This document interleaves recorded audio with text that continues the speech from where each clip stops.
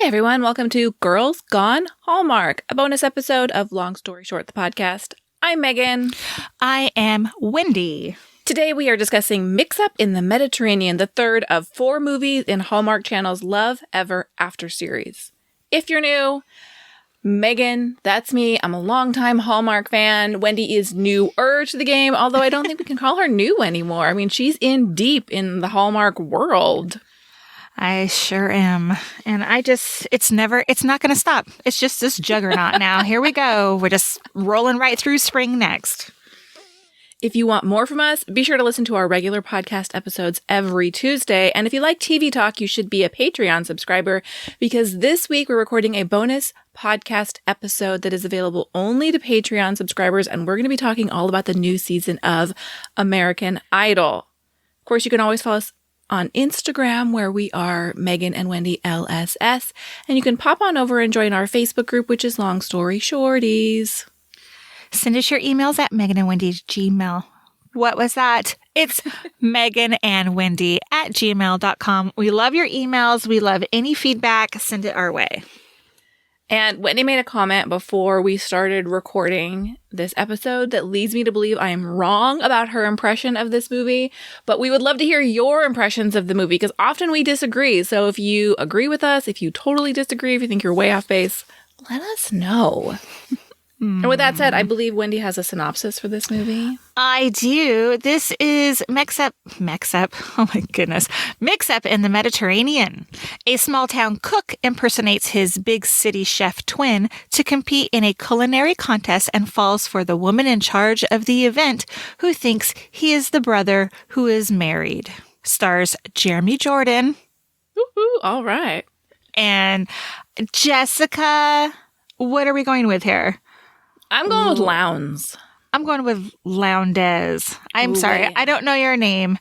I know she played Silver on the 90210 series. So the remake, yes. And she's quite possibly the most beautiful human on the planet. Oh my God, those eyes are stunning, right? It's like, I hate you a little bit. She's gorgeous, so pretty. Gorgeous hair, gorgeous eyes. Yeah, beautiful. Anyway.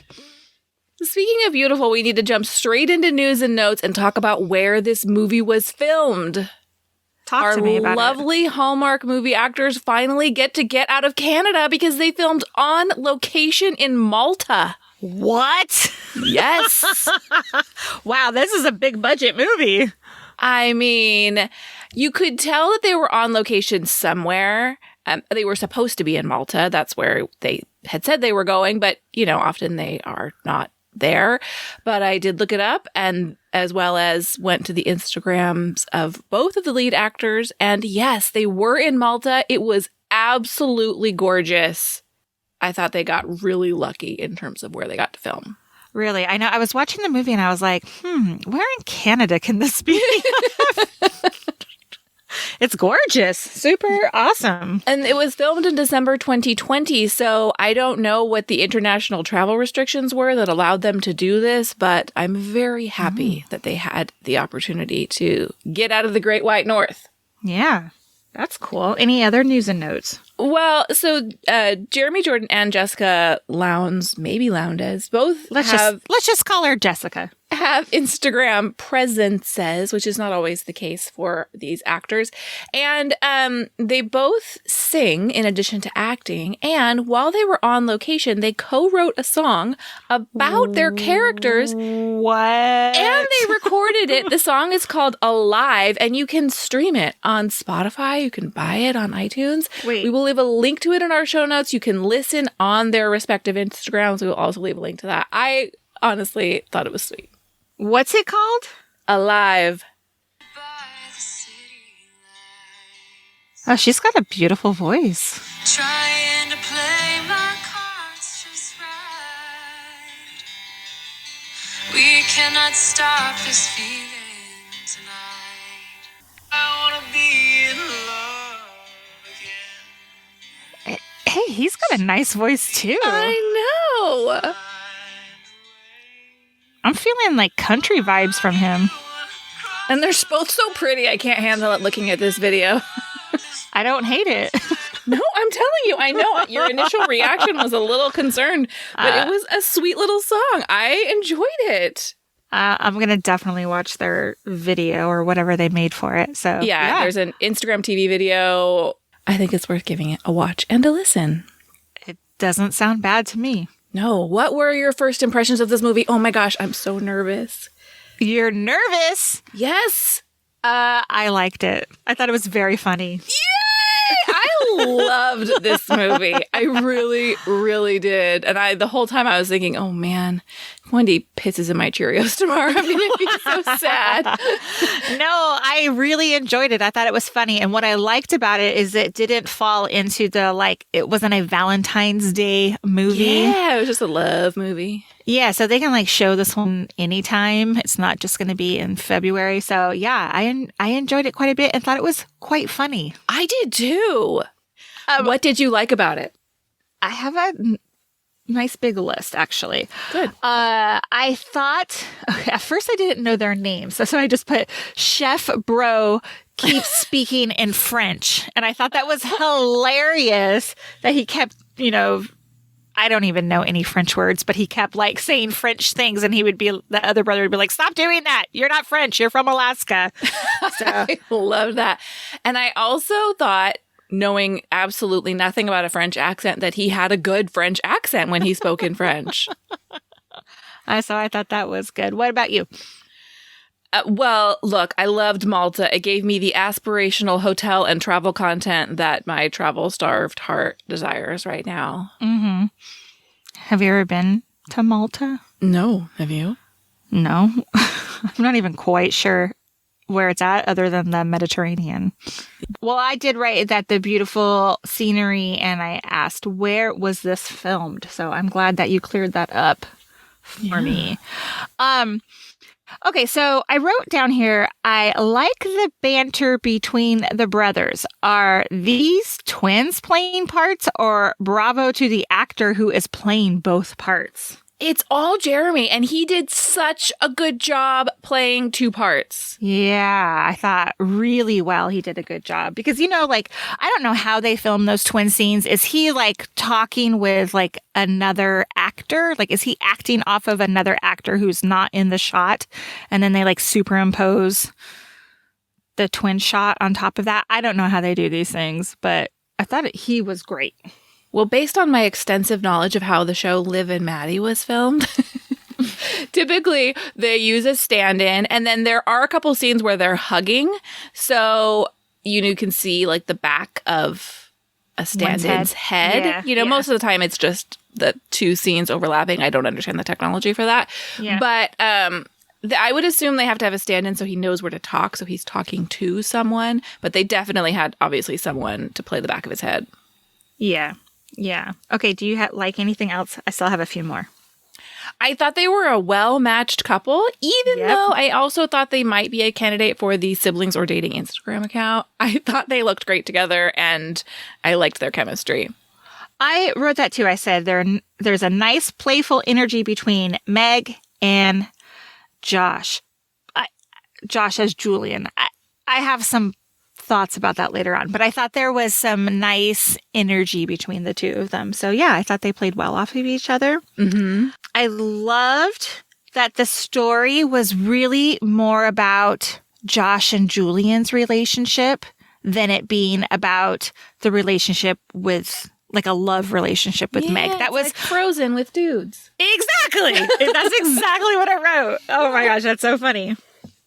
One of my favorite parts was at the end, the final cooking scene. Josh asks if he can switch sous chefs, and Henry goes, "Oh, achoo!" I walks away. Honestly, some of these lines could have gone so cheesy so quickly, but I thought the humor was very well executed. I agree. I have so many funny lines that I plan to share on our Girls Gone Hallmark account. So yeah, and I loved their kiss at the end. I thought it was great. I thought it was good. I loved it.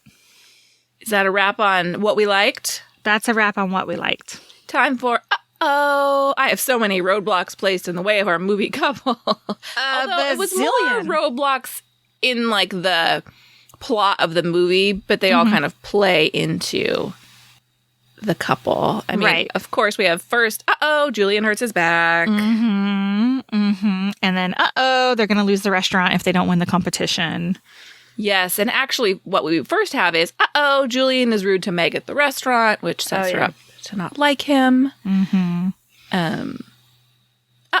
Meg assumes Josh is Julian, and Josh gets the wristband. Yeah, exactly. Which is so funny because that just seems like a weird caveat to their competition that you have to keep this wristband on the entire time. Well, it was really the only way to make Josh have to be Julian because Julian has like a minor recovery. Exactly. So, yeah, they had to have some way to lock him into place. Go ahead. You got more?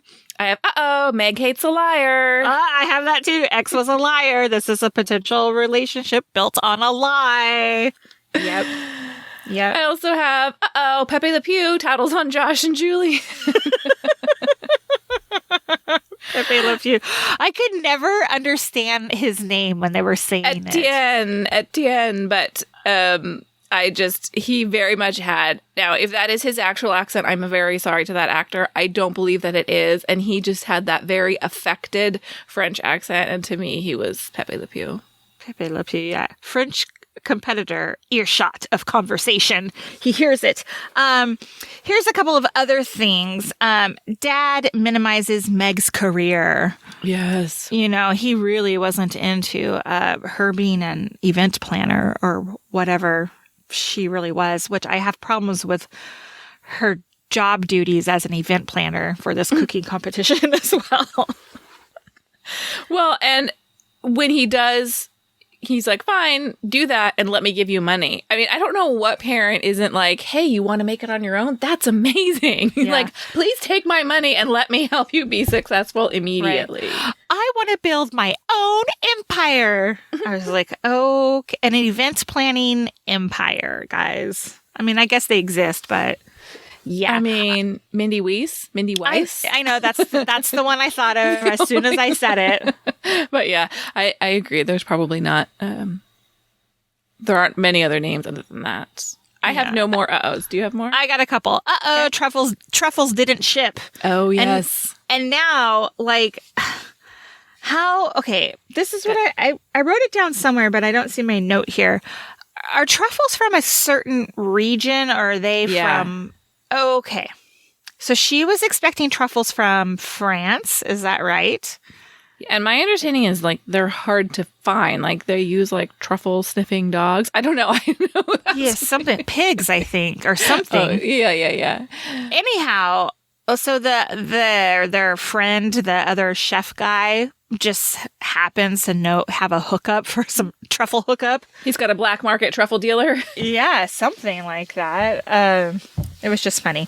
Oh, and this was funny too. Somebody sabotaged the fridge, the cook station, and all their ingredients are bad.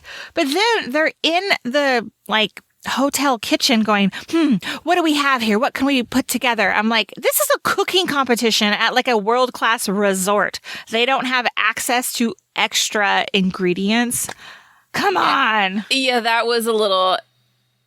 Even if the cooking competition aside, you're at a beautiful resort. They're going to have a very well-stocked kitchen. You're going to be able to find whatever you need. Yeah, it was like she was looking through my refrigerator. Where they're like, what can we throw together with one piece of chicken and a slightly moldy piece of cheese? Yeah, exactly. Exactly. So, and finally, my final was at the end, when they got busted, right? Mm-hmm. When they find out that there are actual twins here, Meg gets fired or almost fired. Why would she? That, but yeah. Why would she have been fired? It was just made me mad. Yes. Okay.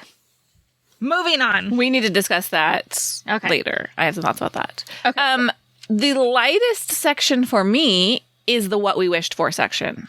Absolutely me as well. So I was taking notes and through the first like 75% of the movie, what I was hoping is that rather than having Josh masquerade as Julian the entire time, like when they're not in the competition, and we get an answer to this, but I was like, why can't he just be himself? Because they know the brother is there. And at one point, Julian goes out dressed as Josh. So I thought, if he wants to have this connection with this person, why can't he just switch back into his Josh persona and go hang out with her?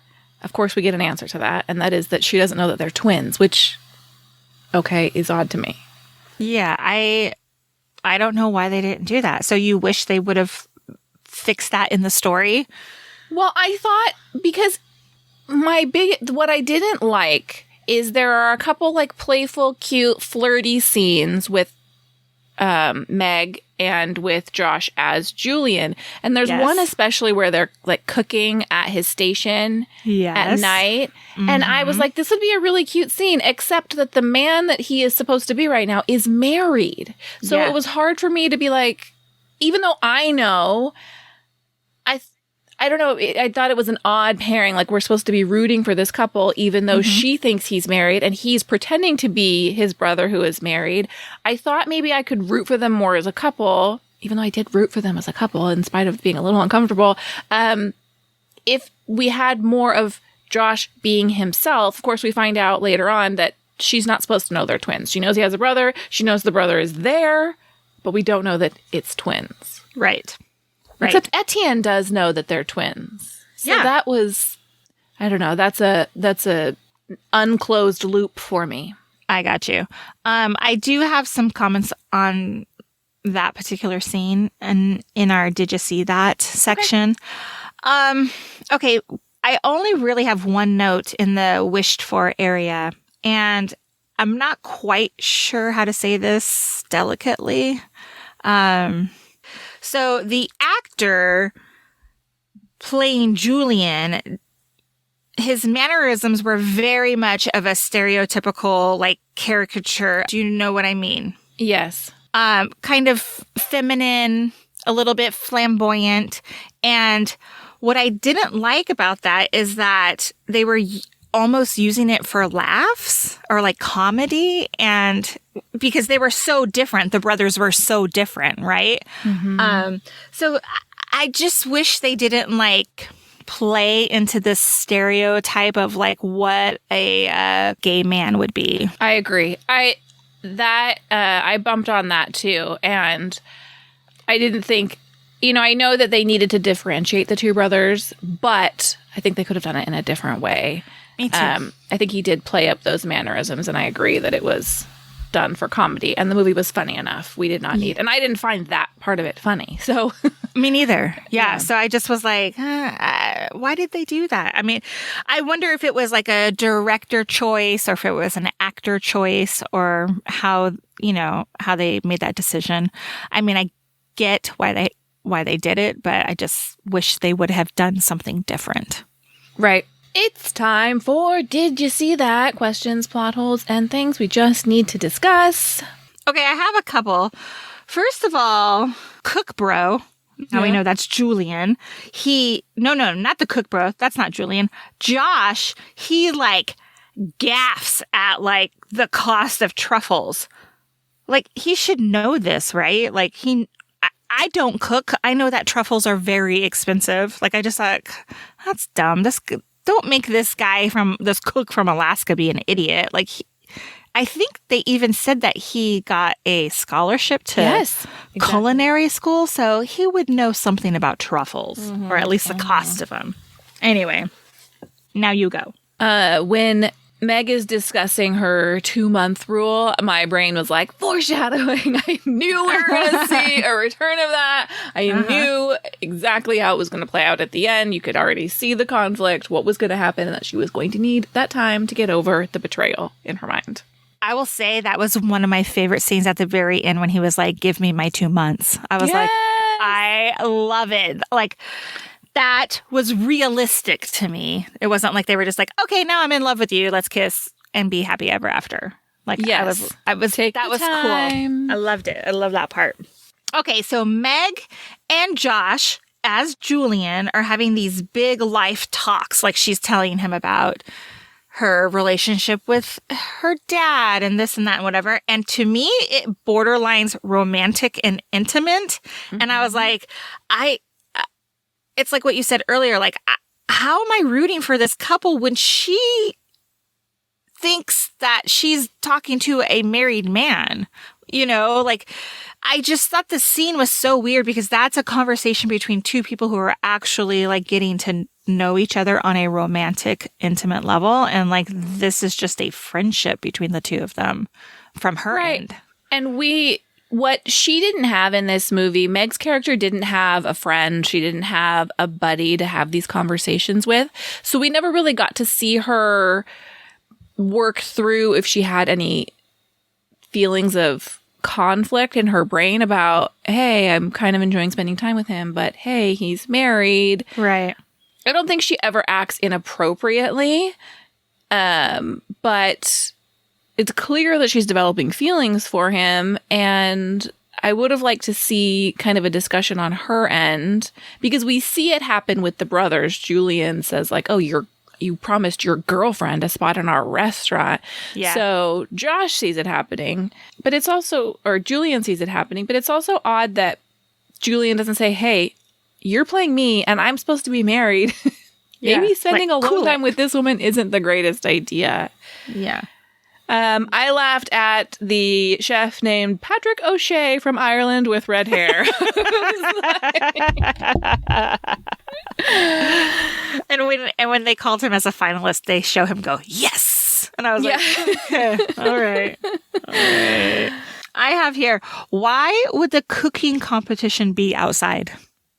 I think we've seen that though. I think I've seen that on cooking shows. You're going to use a beautiful outdoor, but then you're going to get bugs, and then you can't have temperature controlled space. I get it. Right. I mean, I've watched a ton of Top Chef, and always when they have to cook outside, it's problematic. It's not like they're in a controlled space like a industrial kitchen, you know?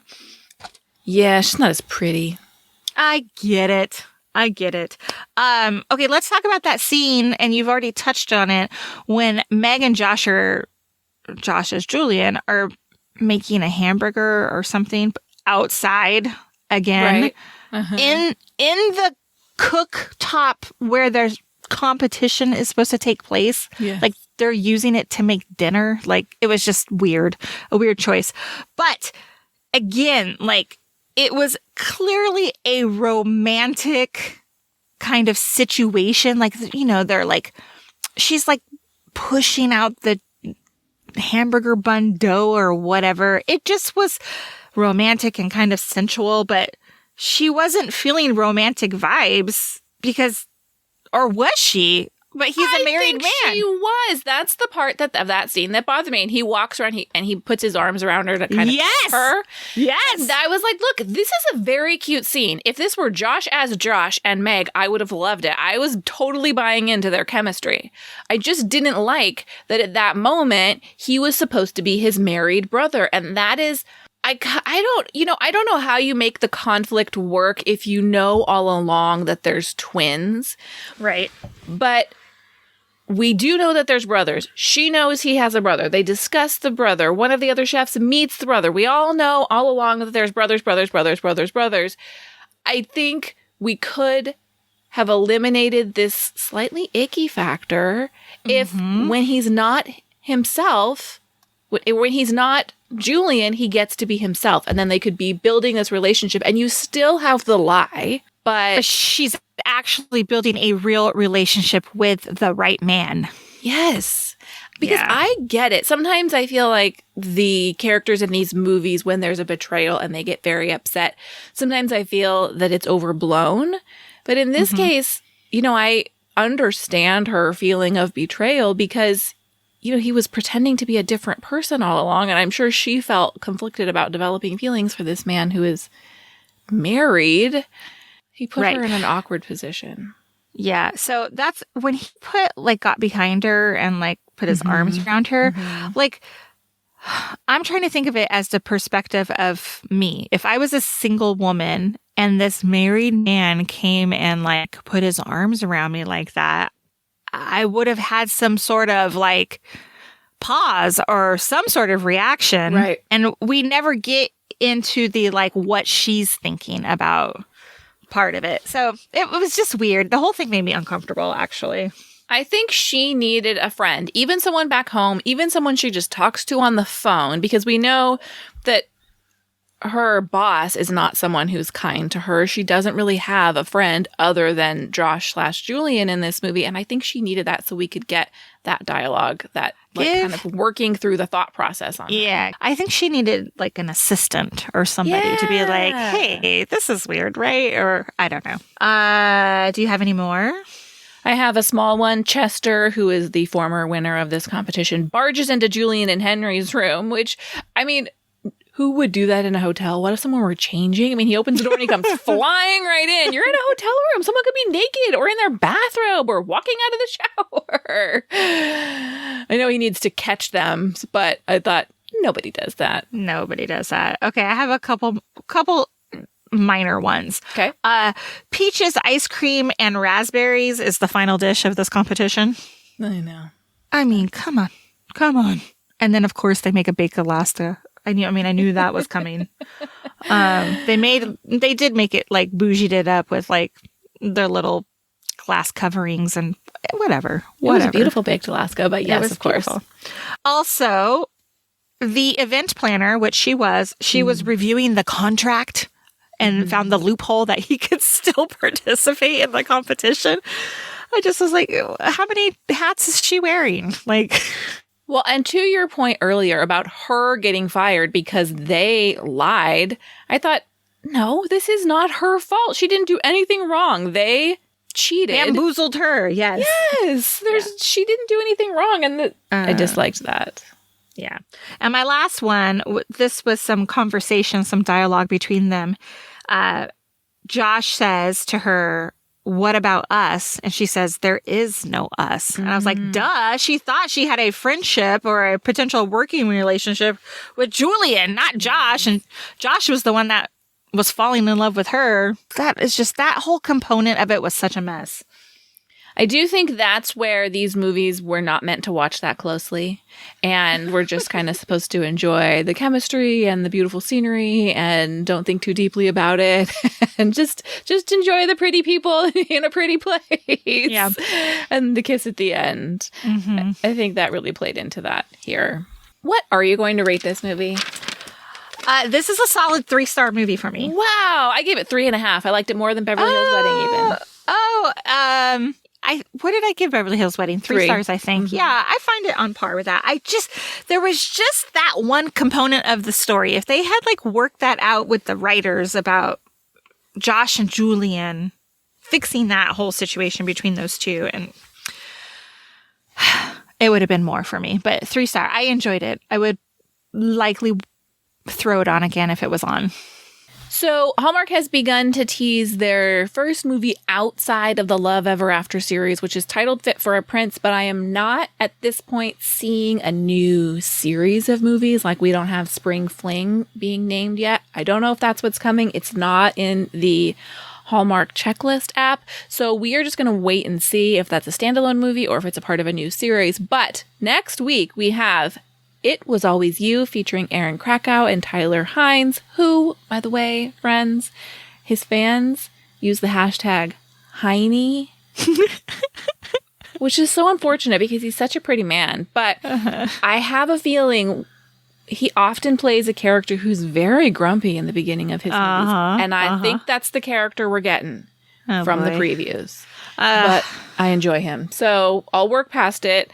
Again, It Was Always You, the final movie in the Love Ever After series next week. And, we're going to be back for Fit for a Prince. We're not going away, even if it's not part of a series. We would love it. We would love it if you would leave us a rating and a review. If you take a screenshot of your review and send it to us in an email with the subject review, we are going to choose 5 of you to send Starbucks gift cards to as a thank you for leaving us a review because it helps us out a lot. Until next time, take a listen to our Tuesday episode and have a great week. Bye. Goodbye.